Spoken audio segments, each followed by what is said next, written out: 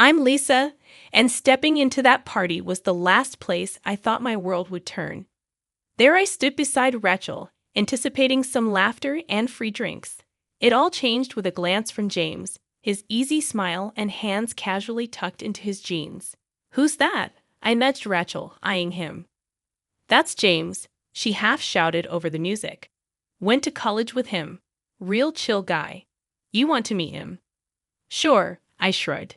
New faces meant new stories, but I wasn't prepared for the instant connection. James had a way of talking as if I were the only person in the room, and those green eyes didn't hurt either. "So, you like the Rolling Stones?" He caught me eyeing his t-shirt. Vintage band tees were everywhere, but I meant it when I said only someone who really digs good music would wear Mick Jagger on their chest. He laughed. "Are you calling me out or complimenting me?" "Guess you'll never know," I teased back. By the end of the night, we were inseparable, discussing everything from our love for old-school rock to names for our future pets. James got my number and didn't wait 3 days to call. The next morning, we were deep in the what of tomorrow, talking about rings and forever. But forever comes with its own baggage. Meeting the parents was on the horizon, and the icy reception at the dinner table was unexpected. Margaret, James's mom, broke the so-called ice with a sharp question about my job at the hospital. It wasn't polite interest, but a harder appraisal. "Yeah, the county hospital up north," I replied confidently. "How much do they pay you for that?" Her eyes were sharp, her tone sharper. James shot me a look, but I decided to be upfront. "Well, James does more than get by," she said, interrupting. "So, about this marriage." It was a punch to the gut. I didn't care about money, but the financial discussion had begun. His dad chimed in, and the tone for our commitment was set, tough, not all sunshine and romance. But it was real, and real was something I could work with. Our wedding was simple, fitting in a matchbox. No fanfare, just him, me, and a couple of signatures. In the beginning, we were a team, tackling life from our small joint command center, his old house. We set up a system, half on everything, shared chores, and even cooking together. There was comfort in the routine, in knowing what to expect when we got home. But reality is a tough customer. 4 months down the line, the teamwork was taking hits. Excuses rolled in, bad days stringing together like a lousy pearl necklace. What was meant to be equal started to weigh heavy on my side. The shared life felt more like a solo gig. 2 weeks of slugging it out on my own, and I finally snapped. I wasn't one to make a fuss, but living like this was unbearable. I confronted James, who walked in with headphones on, oblivious to the mounting tension. "James," I blurted out, unable to hide the annoyance in my tone. "What happened to sharing the load?" He looked at me, genuinely confused or exceptionally skilled at acting. "What are you on about, Lisa?" he asked, pulling off his headphones. "I spent nearly an hour scraping your dried-up yogurt off the coffee table this morning." "It's like living with a toddler," I complained. He just shrugged, a nonchalant gesture as if he didn't have a care in the world. "Chill out, will you? It's just a bit of a mess." "A bit of mess?" I called it quits. I stopped picking up his dirty socks, stopped doing his laundry. It was petty, but I was at my breaking point. Of course, that's when Margaret, his mother, decided to pop in unannounced. The perfect storm. "Look at this place," she said, her nose crinkling as if she found a rotten egg. I tried to keep cool, offered her tea, but she was on the warpath. "James, this is no way for a man to live," she said sternly, eyes fixed on me. "I didn't raise you to be living in a pigsty." I took a deep breath, trying to keep my voice steady. "Margaret, it's a 2-person job, and I've been doing it solo." "I'm not his maid. You're his wife," I retorted. "A wife keeps a clean home?" She snapped back, missing the irony that I too had a full-time job. I felt my face flush with anger. "And what does a husband do, Margaret?" I snapped back. "He's the breadwinner," she hollered back, missing the irony again that I too contributed financially. Margaret stormed out, slamming the door, leaving me and James in the rubble of our domestic battlefield. James, knocked down a notch at work, came home that day, dumped his keys like they were made of lead. "They're cutting back," he said, the words hanging heavy. I'm off the management track. Just like that, he decided he wouldn't help with the bills anymore. Suddenly, it was all on me. I banged pots and pans like they owed me money. "Why are you making such a racket?" he asked, picking at his beer label. "Someone's got to pay for those beers," I snapped, "and keep this place looking half decent." The ensuing conversation was like a round in the ring. "You expect me to chip in after a day like today?" he shot back. "Yeah, James," I said, not backing down. "Because I had a cakewalk of a day, right?" He had no comeback for that. Just took another swig. "We had a deal. We share this, remember?" I said, standing in front of the blaring TV. "A deal doesn't hold when things go south," he said, not even looking at me. I stood in front of the screen. "So, what? I'm supposed to just smile and nod and keep the house like some 1950s sitcom, Mom?" I glared at him. "You wanted a partnership. Here it is. This is life. Deal with it," he said, thick and toxic words hanging in the air. Ignoring the problem wasn't going to make it vanish. "We're supposed to be in this together, and that means not ditching out when it gets tough," I argued. "I didn't ditch out the job, did I?" he muttered, barely audible over the TV noise. I turned off the TV. "We'll see how long we last, if this is how it's going to be," I said, and silence filled the room, as thick as the dirt I'd been cleaning all day. He looked away. I stormed off to bed that night, no more words, none that mattered anyhow. They were all bitter, spat out with more hurt than real heart, but they stuck with me like thorns in my side. The tension in the house was like walking into a wall of ice. Barely a word was passed between us without a sharp edge. James had taken to eating his meals alone, delivered by Margaret with a thud at our door, the plastic containers hitting the wood like the gavel of a judge passing sentence. "So, what are we having tonight?" I asked poker-faced as James marched past me, Margaret's cooking in hand. "Does it matter?" He barely glanced my way. "It's not like you're eating." It was true. I didn't have the stomach for food, not for what was in those containers. It was more than lasagna or stew. It was a heavy dose of rejection served up by Margaret, seeping into every room of the house. Then Granny B called, cheerful and active. I could almost smell her lavender perfume through the phone. A visit from Granny could turn a place upside down. And that's what I sorely needed, a gust of fresh air. "I'm packing my bags, baby girl," she chuckled. But I heard the steel underneath, a resilience that had gotten her through tougher times than this. "I need to see your life." I broached the subject over dinner, a silent affair with the clinking of cutlery replacing conversation. "Granny B wants to visit," I said, dropping the bomb without preamble. James paused mid-bite, his eyes hardening. "Here, stay with us," I nodded, gripping my fork like a lifeline. He shook his head, speaking with his mouth full, forgetting manners existed. "No chance. Margaret wouldn't like it. Since when do we schedule our life around your mother?" The boldness of my words surprised even me. Margaret's voice sliced through from the doorway. "Since it's our house, girl. You just live here." The unfairness choked me like a noose. "Your son and I are supposed to be building a life together, Margaret." She snorted. "A life? You called us a life. Look at you two. I bring him food because someone needs to take care of my boy." James stood up, his chair scraping back like a scream. "And that's how it's going to be. No visits, no changes. It's settled." I looked between them, the mother and son, feeling the outsider tag slapping against my chest. "It's settled because you say so. What about what I want, what I need?" "You need to understand that things are the way they are." James shot back, red flushing his cheeks. "My house, my rules." The ache spread from my heart to my fingertips, but I squared my shoulders. "It's also my home, James, or at least it's supposed to be." He had no answer, just the hard line of his jaw, telling me the conversation was over. But nothing was settled. Granny B would come, somehow. I'd make sure of it.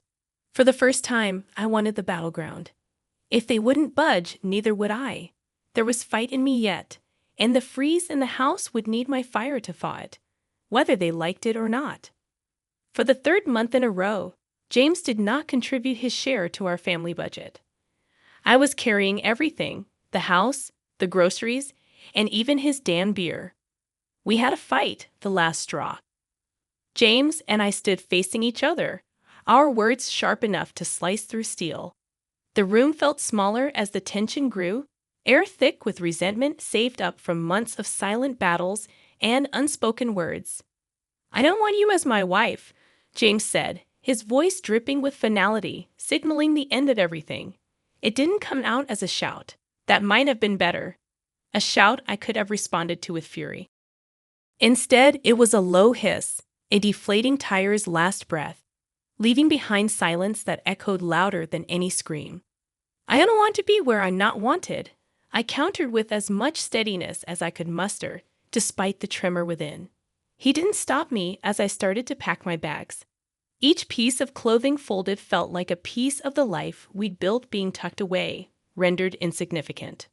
I headed to the door, my suitcase a loyal companion trailing behind me. James was still standing in the center of the chaos, the eye of the storm that had hit us over and over until we'd broken into scattered pieces beyond collection. He didn't move, didn't try to stop me.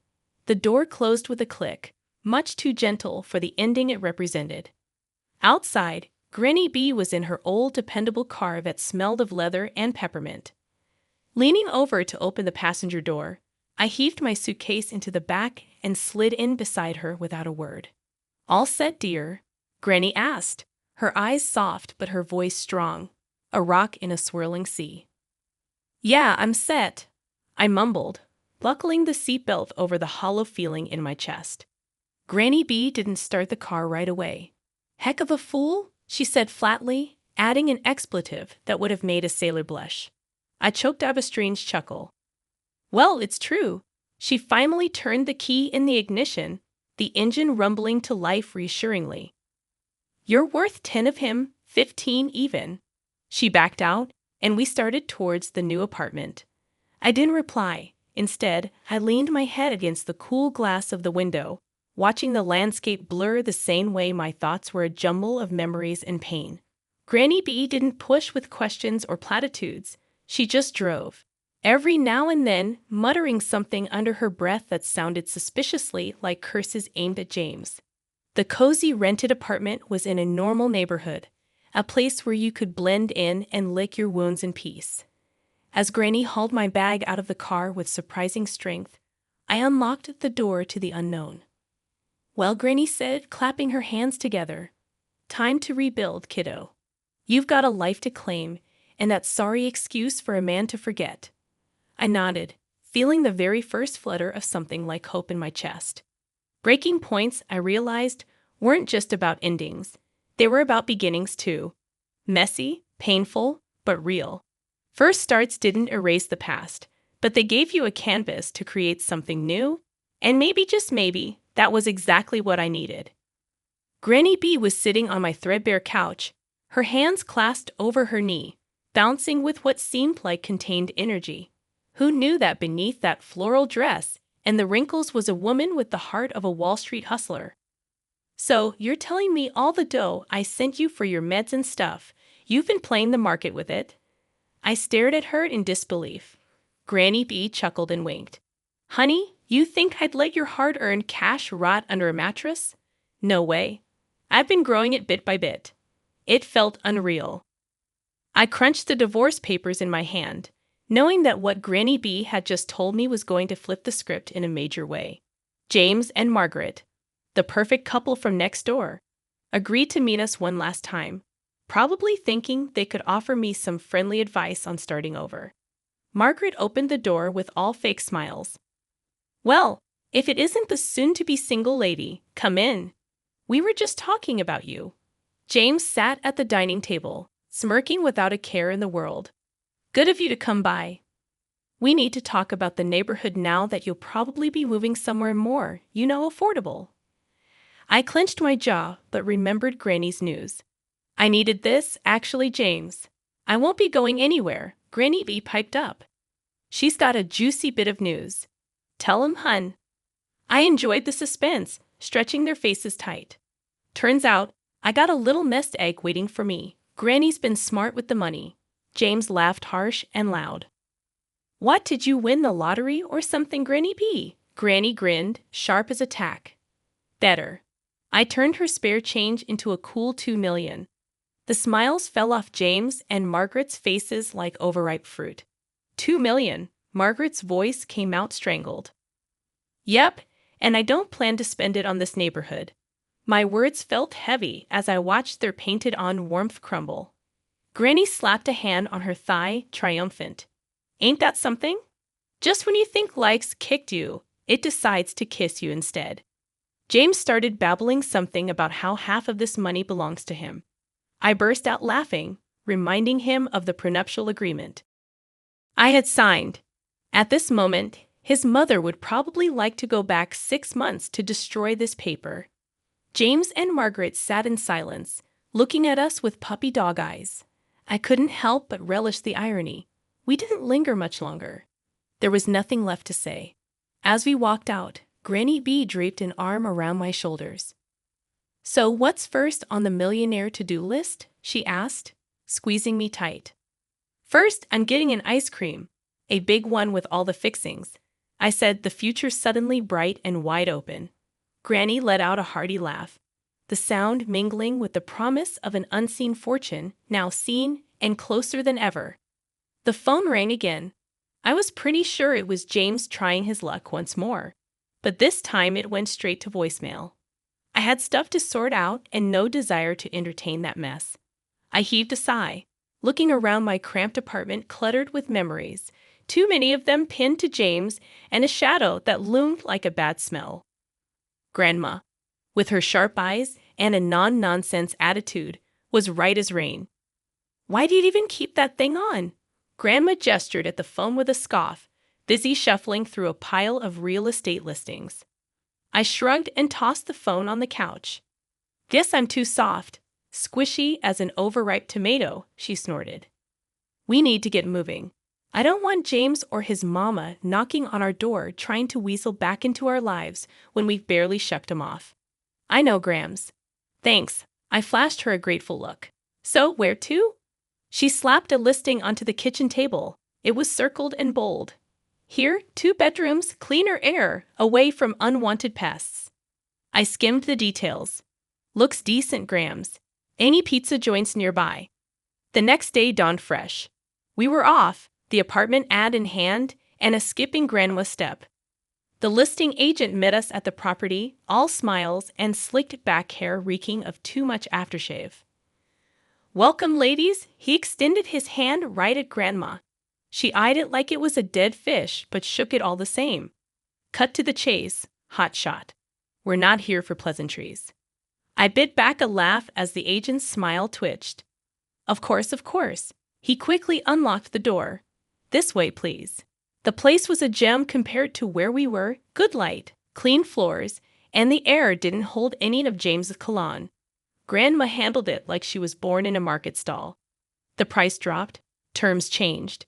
By the time we walked out, the agent looked 2 inches shorter. The move went smooth. Neighbors were quick to say hi, a couple of them inviting us over for beers and a barbecue. They asked about my story, but I kept it simple. I was done letting my past hitch a ride. The new place shaped up nice.